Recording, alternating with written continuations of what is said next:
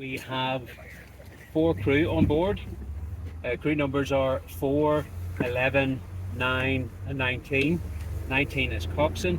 We have 2 visitors on board, number 2 and number 5. We have launched the boat and we will update you as soon as possible. It was in the summer of 1989. There was unfortunately a tragic incident on the loch. A group of folks had gone out in a speedboat and the boat unfortunately had sunk. So on that night, my father, Billy Mullen, my brother, Finn Mullen, and at the time the harbour master of the Marina here, Paddy Prunty, they went out in 2 boats in the middle of the night. It was the police that had received the alarm via 999 call and got in touch with Billy and Paddy to see if they could help. So they went out and fortunately we were able to rescue I think 3 or 4 of the folks there, but tragically one of them had drowned and his name was David Gray.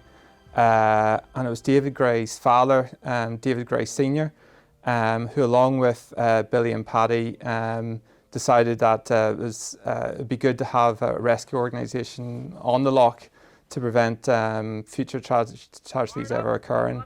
So it was later that year, in October 1989, that the first ever Lough rescue lifeboat was obtained and a crew formed here at Kinnego.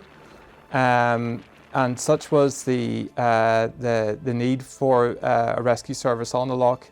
At the same time, we started to try establish another station on the loch in Arboe. And it was in 1991 that a second boat got launched on the loch, the Arboe lifeboat.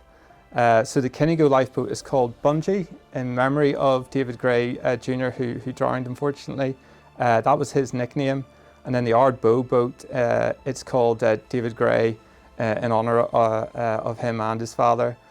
And then since then, the organisation almost every year has had around 20 to 30 call-outs each year. And it was later realised that to get complete coverage of the loch, a 3rd station was needed. So in, I think it was 2011, 2012 time, an Antrim station was established and a boat was launched in Antrim in, I think, late 2012, early 2013, I think it was, called the Martin Kidd. And it was named after one of the folks in Antrim that had spent a lot of time trying to get the Antrim station established. And unfortunately, he died just before the Antrim station got opened. So the vessel was rightly named after him and his memory. But yeah, since then, every year, like I say, we've had maybe 20 to 30 call-outs on average.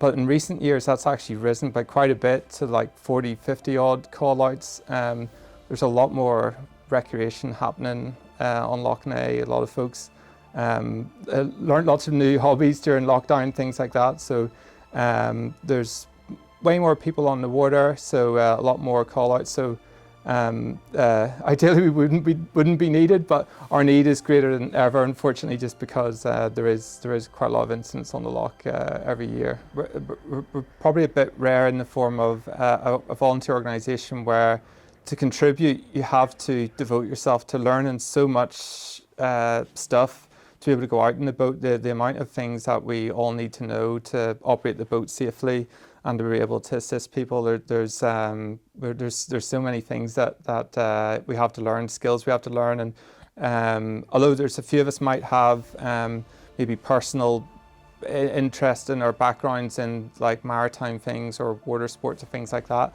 a lot of the crew don't have any background like that. They just really want to help out, and so they're very dedicated to learn all the skills needed to be on the boat.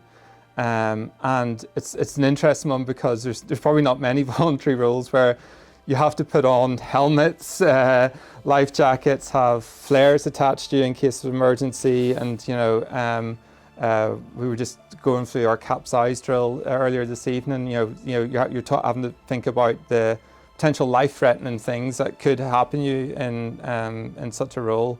So yeah, there's probably a dedication that's needed to be on the crew that is kind of above and beyond a lot of things.